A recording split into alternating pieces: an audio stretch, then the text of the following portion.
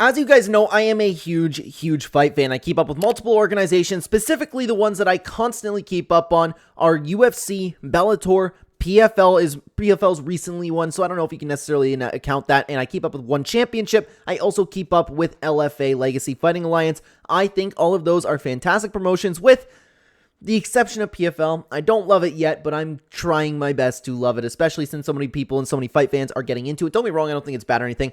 I'm spending way too much time talking about PFL, but today, guys, I wanted to go through these organizations and talk about the best things that I think that they have and the worst things about them. I'm going to go through all of that, and maybe we can get some kind of constructive criticism going and celebrate the things that different organizations do. And once we have a giant platform on this channel, maybe I can influence and help out some of these MMA promotions, because this is coming from a fan who has loved the sport for well over a decade. Hello, everybody, and welcome back to another video. If you are new here, my name is Kyle. I am your guy with many YouTube channels. Let's start off, and I have this video set up over here, kind of like a Lucas Tracy type video. I wanted to bring you over to a little bit of a slideshow that I'm already messing up because I didn't full screen it. Come on, man. I'm not ready for this. I'm not ready for the big time yet. So one day we'll have this. Anyways, I wanted to start off with the UFC, which I should have mentioned well before, actually. Well before beginning this video. So the greatest things about the UFC is, of course, their weekly events. We have fights pretty much every single week. Of course, as of making this video, we had a little bit of a week gap, but it doesn't change anything. The product of the UFC, we get to watch it every single week, and it doesn't matter that the cards can be lackluster, like we are seeing on the example right here, just pulled from the UFC website. And sorry, like, sometimes I'm looking at myself and I'm trying to make this video so it's not just my face talking to you guys. I wanted to give you guys something to look at, a little bit of a slideshow over here. Regardless, like I said, man, UFC does great at their weekly events. Let's continue on to the next part, and it's the UFC's media presence. Look, people can't necessarily make YouTube careers off of what the UFC or like what any other MMA organization does. There's a reason why you don't see any like PFL YouTubers or One Championship YouTubers, although there should be. The UFC has dominated its media presence, and they do a fantastic job doing so. And this is something that I would love to see from other promotions. It's something that we're going to criticize a different promotion in particular for not necessarily doing. Let's continue on to the next part, the weigh-in show. I think that this is one of the most underrated things about the UFC. If you guys watch the weigh-in show, and typically when I watch the weigh-in shows, I don't remember off the top of my head if they have hundreds of thousands or millions of views, but they pull views on both Fight Pass and YouTube. So there are people watching the weigh-in show, but nobody talks about the weigh-in show.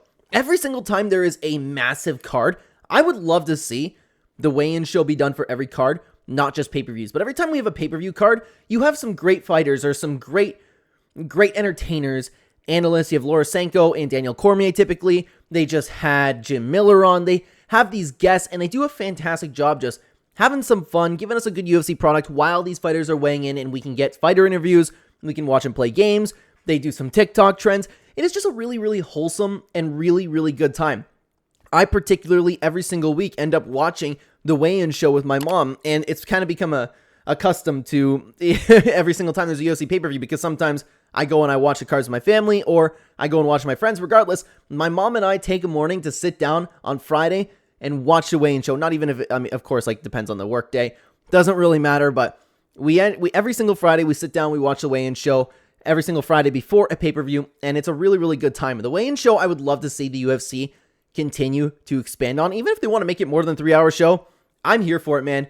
They are great, amazing at what they do. Let's continue on with the UFC over here. Of course, we have UFC Fight Pass. Guys, I was really against the idea of UFC Fight Pass and a subscription service to the UFC, but then again, I started paying for it yearly, so it's not even like it's that expensive, to be honest with you. It's just another subscription. For someone like me, who is a giant fight fan, you get access to all these things like Cage Warriors, LFA, Octagon, and multiple promotions that someone like me could just absolutely fall in love. You have all of these different things like the weigh-in show, and there's some things I know that you could get on YouTube, but at the end of the day, the thing that I love using, to be honest with you, is Fight Pass 24/7. I use it to fall asleep sometimes. There's just always some old fights going on. If I'm washing dishes or anything like that, I can just turn on UFC 24 or Fight Pass 24/7. That's something that I love. You get access to the early prelims. The only thing that I would love is for not have to pay for Fight Pass and still pay for pay-per-views. But you know what? I understand that's a little bit ridiculous to ask, to be honest with you. So let's continue on over to the next piece of UFC, that being they're high-level talent. Of course, the UFC arguably has the greatest talent in the entirety of MMA. I know that's starting to be up for debate a little bit, to be honest with you. I personally think that One Championship can give them a really good rival, but if you want to watch the best of the best when it comes to UFC, you will come, or excuse me, when it comes to MMA, you want to come over to the UFC. Let's continue on to the commentators. Guys, I know there's great commentators in different aspects of MMA in different organizations, but the commentators really cannot be beat by the UFC. Like, no matter who's there, I don't dislike it. I never sit here, and I know that for some people, Michael Bisping and Daniel Cormier can be commentators that they don't like. Joe Rogan is a new one to just be a little bit popular to hate. I understand the criticism, but for me personally, when I sit back and I see the commentary team, I'm pleasantly happy with whoever's there. It doesn't matter to me. I like them all. But guys, not everything can be great about the UFC, because the worst things about the UFC is, of course, they do slack on cards, but I will cut them some slack when it comes to this because we have events so frequently, and I still watch these cards. I still enjoy these cards. More often than not, the cards deliver, and people just have their expectations too high. They expect to sit down and have like a Michael Chandler versus Justin Gaethje type fight on every card, and they're like, nothing happened, you know? I'm looking forward to the UFC Denver card. The card isn't necessarily that good, but I mean, it's better with the new recent additions of the fights, but I don't know, man. I'm just a fight fan, and I like watching fights. So the fact that we get UFC every week, I'm here for. So I don't know how much I really want to take this as a negative. They slack on cards. It's just understandable. Let's continue on to lackluster main events. This one is a big UFC ESPN problem because they are not afraid to have lackluster main events. They're not afraid to throw Holly Holm versus Jermaine Durandamy as a main event. There's so many great fights on the card, and you go, really? That's the 5-round main event? Really? Like, it's just unbelievable what they do. But at the end of the day, it's just something that I would like to see. It's not nearly a deal breaker because, of course, like, you'd watch the fight either way. It's not a huge it's not a huge UFC issue, but still, something in my opinion that I think needs to be taken care of for the UFC. Let's continue on to press conferences. This is one of the things that I'm most upset about in the entire organization. What happened to UFC press conferences, man? What happened to letting fans ask questions or letting the fighters trash talk? Sometimes nowadays, when fighters trash talk, you have Dana White going, "Oh, that's not what we're here for," or they'll just shut down the press conference after like 15 minutes. Do you remember when the press conference would go for like 45 minutes, maybe? I don't even know if they've been an hour, but they've been way longer than half hours before. We've had some of the greatest UFC moments ever when it comes to press conferences. Trash talk, things like the Go Big press conference. The greatest thing that we've had in recent history was Israel Adesanya versus Dricus du Plessis, and that's from one line. Whatever that means. One line. That's the best. That's what's making us go crazy about UFC right now. Like, oh my God, that press conference was heat. No. I miss the old UFC press conferences. I miss when fans could ask questions, and man, don't even get me started on the media members. I know you guys probably don't want to hear it because all the YouTubers talk about, but it's something that's so true, dude. Hey, Jorge Masvidal, how's it feel being in Miami? Hey, have you tried any of the good food? What would a win do for you here? Such stupid questions. Let's keep going.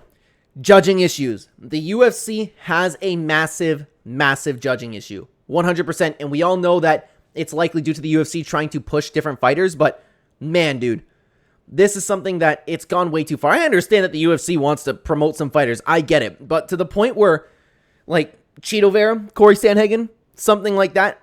The fact that I'm never sure anymore when a UFC fight goes to decision, especially when it's somebody the UFC wants to market. Like, for example, take this weekend. If Rose Namajunas versus Tracy Cortez goes to decision, they're giving it to Tracy Cortez. They have to. She's way more marketable, and Thug Rose is on her way out. Like, that's the way I'm looking at this stuff from a betting perspective at this point.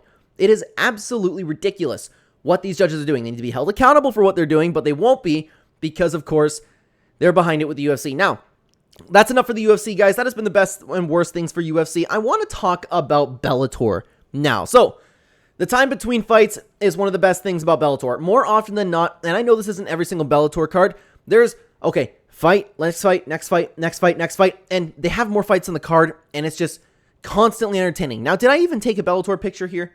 I don't think I did.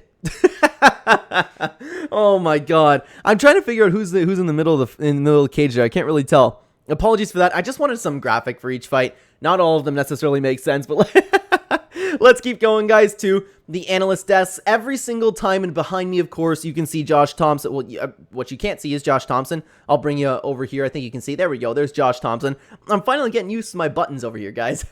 Anyways, so every single time that the camera pans over to the analyst desks or the commentators or anything over there, I love what they have. I love who's sitting there. I love the laughter that they have there. I love literally them doing their job and analyzing what's going on. They do a great job hyping the fight, and I don't think that they get nearly as much love as they should. Let's continue on to a little bit of a weird one, and I almost didn't include it, okay? Because this isn't technically part of Bellator, but the Weighing In podcast. I love it. I love how much they're covering Bellator, and I don't know if they actually have anything to do with Bellator, but Josh Thompson and John McCarthy do such a great job with their podcast, and as a Bellator fan myself, it's so nice to see Bellator content. No, don't get me wrong, it's not nearly all they talk about, but it's the only mainstream podcast that really dives in to Bellator, and they do a great job doing it. So I just wanted to shed some light on that. I love that there is a relatively big YouTube channel at least talking about it. Let's continue on over to commentator scores. Unlike the UFC, Bellator and PFL does this as well now. The commentators are allowed to say who they won the fight, and they're allowed to give their own scorecards. I always thought that was pretty cool personally. I don't see what the point is if Joe Rogan's like, well, he absolutely lost that fight. Like, why can't they say that? Sometimes they ignore the rules, sometimes they say it anyways, or sometimes they talk about it if it was obvious, but Bellator always does it. They go, hey, here's John McCarthy's scorecard. Here's Josh Thompson's scorecard. Here's whoever's commentating scorecard. I think it's good, and they're allowed to criticize the decision. So I like that about Bellator. I always have. Now, let's continue on, guys, to something that you may not have known. Twitter and X, okay? Not specifically their page. But you know how the UFC adopted this thing where during the fight, they would just go to the side a little bit and post what people have been saying on Twitter with the hashtag? Bellator started that, and Bellator had it for long before the UFC. This was a fantastic idea, and this is something that I believe should be adopted by every single promotion, because they've got me tweeting now, because sometimes during fights, I'm like, hey, you know what? During this fight, I'm going to try to get on the Twitter. Let's see if we can get one of the tweets on the screen. Then I end up tweeting about it. By the way, if you'd like to follow me at Clen YouTube, talk about all things, not just MMA. But anyways, I always like that about Bellator, and I wanted to give them some props for that. But not everything is, of course, peaches and cream, because Bellator does suffer from boring fighters. They have some bangers, dude. But they also have a lot of fighters that aren't willing to exchange, fighters that just end up laying on top of each other. Could be a reffing issue, but still, like, there is a bunch of Bellator fighters that unfortunately don't want to come in and just slug it out. Now, the other thing that we don't like about Bellator over here is their event times and delays. Their events have been delayed in the past, and their event times, like times between each event, I mean, it's way too long. Like, why are we waiting months for a Bellator event, dude? It doesn't make sense. I like Bellator. I know nobody's going to care, but this is what I personally would like to see more from Bellator, is to have more events. Let's continue on over to my personal favorite organization, that being One Championship. What is so great about One Championship? Of course, the production. You will not find better production in any MMA organization than you will in One Championship. From the champion sprinkles to the commentators giving the props to the fighters, getting hyped up, the trailers, the walkouts, the presentation and production for One Championship is, I would say, perfect. I would say it is perfect. They put on a great show and at the same time respect martial arts. Let's continue on over to them not being afraid to have super fights. If the fans want to see two guys fight, Chachery, it does not hesitate to go, hey, let's make it happen. It's that simple. Very, very fan-friendly in that sense, and I love it. Let's continue on to something that nobody really talks about. Now, they respect women's MMA. And I don't mean to sit here and be like, okay, well, the UFC should really respect women. I'm not going to come from that angle. I'm not one of those guys. I promise you, not saying that you should disrespect women. You get what I'm saying. Bellator, PFL, LFA, not so much LFA. The UFC for sure. They don't have good WMMA talent pools. They have some great fighters, don't get me wrong. But for the most part, they're looking to market some of these girls. There's some girls that get contracts just because they're pretty. I understand that from a business perspective, but One Championship is so much more about martial arts, and they have the greatest female talent. How many times have you watched a promotion and you go, hey, WMMA fight over here, time for the bathroom break, that's not the case for One Championship. They actually have the top talent women's MMA fights, and I am legitimately excited for these fights. This past One Championship card, Stamp Fairtex pulled out. I was legitimately disappointed, and I would never be disappointed by that in the UFC, Bellator, PFL, whatever it is. I would never be disappointed in that. I'm like, man, I really wanted to watch Stamp fight, but it's not just Stamp. They actually have the best female fighters from around the world, and they really, and at the end of the day, it's a huge boost of respect for women's martial arts. If you put One Championship fighters that are female against any other promotion, they would dominate. It would not even be close. Not even be close. So this is what I love about it. And there's no stinkers on the card. They're all great, man. They're great fights and great fighters. Let's continue on to, it really brings a shine to martial arts. Something that I love about One Championship is sometimes we get an MMA fight, sometimes we get a Muay Thai fight, we get a grappling fight. I love looking at all of these different martial arts coming together. And plus, you get the actual MMA, which mixes them all together. I'm a huge martial arts fan. I've done multiple martial arts throughout my life, and I love the fact that we can watch a grappling fight on the card, you know? Something that I particularly really love about One Championship, and the divisions are just so much deeper because of it. But that's not even it when it comes to One Championship, because they also have the innovative rule sets. This is something that I don't do nearly as often, but I like to see it every once in a while. I wouldn't like it if they did this often, but it's really cool how it's like, okay, one round we're going to have grappling, the next round's going to be Muay Thai, the third round's going to be MMA. I just think that, like, they're trying to be innovative, they're adapting new rule sets, and I just find it fun to do every once in a while, especially for super fights like Rodtang versus Demetrius Johnson. Let's continue on over to the things that I don't really love about One Championship, and there's not a lot, but there is some stuff that I would like to talk about. The lack of fight nights. I understand that it's an Eastern-based promotion. I get that. I'm not saying that there's anything necessarily wrong with that, but as a fan over here in the West, I have a work day most Friday mornings, and I can't always watch your cards. So what I do like though is that they're trying to appeal to the Western audiences and have fight nights, but why can't we have them more often? Why are they monthly or bi-monthly? I get that it must be difficult to do, but if you really want to capture the whole world, I think it's a good idea personally. And the next point is a little bit more of the same in media presence. They have some of the most charismatic, amazing fighters that you have right now, and people that are so easy to cheer from. Why do they not have a stronger media presence? I would love to talk about One Championship more on my YouTube channel, but there's oftentimes not a ton to talk about. Like, you can break down the fights, but there's never anything like, oh, well, Demetrius Johnson might fight this guy. You know what I mean?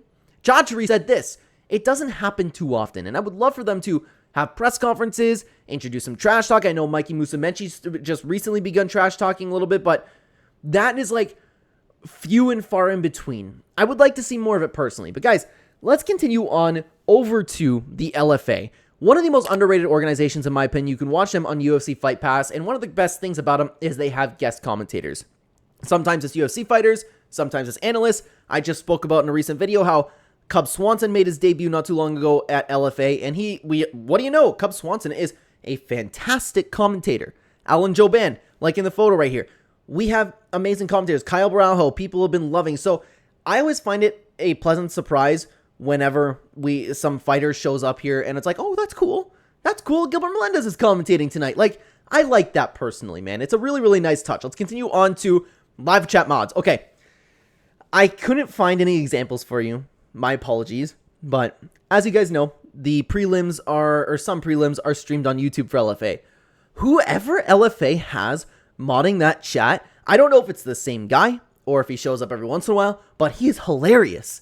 He is interacting with people in the live chat. Like, for example, if somebody's talking about, like, if somebody's misbehaving in the chat a little bit, and I always have the live chat up, this moderator will sit back and go, hey, chat, should I ban this guy? Like, dude, it's so funny to me. And, for example, the moderator will also tune into, like, if we're having a lackluster female fight, and then, of course, you will have guys saying disgusting things, and then the moderator will jump in. It's like, that's exactly why we are streaming these prelims free for you on YouTube. Give the LFA channel a like for two girls wrestling each other with nice asses. You know what I mean? It's so funny to me. Like, of course I'm paraphrasing, but it's hilarious that the mod jumps in and interacts with all the fans over here. Or if, like, I remember, like, just not too long ago, there were two fighters over here that were having the worst fight ever. It was a WMA fight, and he goes, well, we don't sign them for we don't sign them for their athletic abilities. Like, dude, I can't believe that the guy running the LFA chat is saying all this stuff. So He saves the day when fights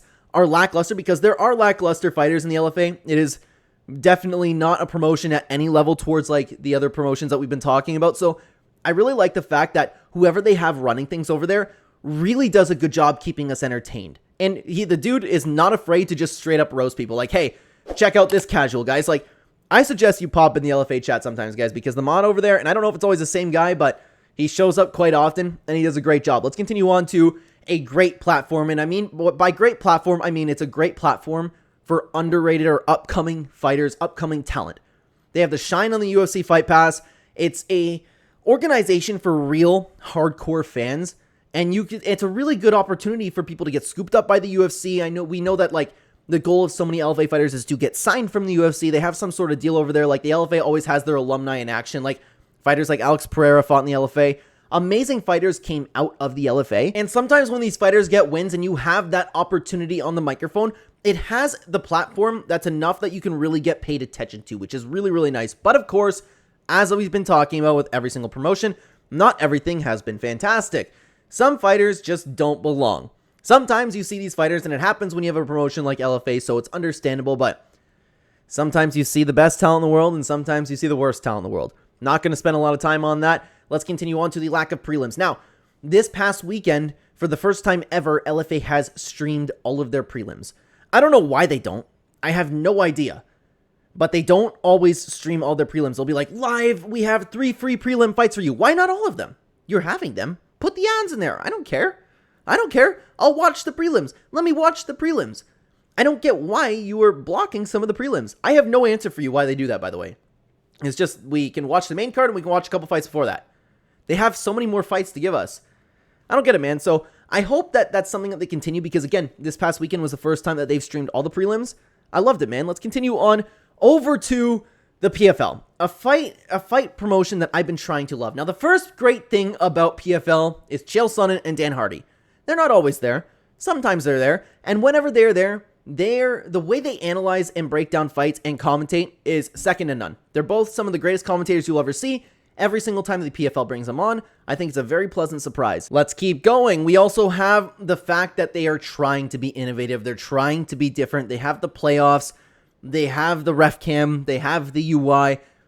This doesn't always work for them, and I don't really like it too much what they're doing, but at least the effort's there. At least they're trying to stand out. They're trying to do their own thing, and I hope they're successful moving forward, but this is something that they need to work on. Let's continue on to the things that aren't good about PFL. Time between fights. How many times have you been watching a PFL card and like, dude, 45 minutes goes by and you're not having another fight? It's ridiculous. It's crazy. And sometimes I have gotten up to go do things before fights in PFL. It's ridiculous. It's something that needs to be fixed.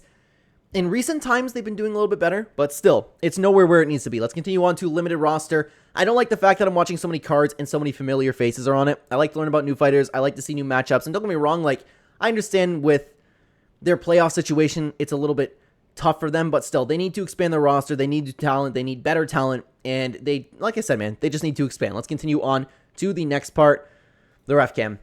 It's got to go. I don't like it. I don't like it. Too low quality. It's too wonky. When I'm watching it, the camera's going like I don't like it. It's a good idea. And again, they're trying to be innovative, but I don't know, man. I don't know any time where it has really stood out and was a good thing. Let's continue on to the next thing that I hate about PFL, the UI at the bottom. It's too busy, and I apologize. I think it's cut off a little bit on your end. It is cut off a little bit. My apologies for that, but dude, come on, man. This is insane. I don't like the fact that it's taken up like the entire bottom of the screen. You know what's funny is I was talking to my dad, and my dad actually really likes it, but I don't like it's too busy. It's too weird. I don't like the AI score that's there, although it's not there. It's too much. And I get the fact that they're trying to be different, but I don't know. PFL just doesn't hit the same, man. I'm trying so hard to like it, but at the end of the day, I'm still enjoying the fights. It's just, there's some things about PFL that I'm not necessarily loving. But guys, with that being said, that is all that I have for you today. Thank you very, very much for hearing me out. That has been the best and worst things about the promotions that I religiously watch in this sport. Let me know if you agree with anything, disagree with anything. If there's anything you'd like to add down below, I would really appreciate your input. Thank you very, very much for watching the video. If you guys are interested, by the way, And continuing, if you have nothing else to watch, check out this video on screen right now. YouTube thinks that if you want to watch channel, you'll like this video the best, everything on the channel. I'm stuttering over my words. Thank you for being here, guys. Take care.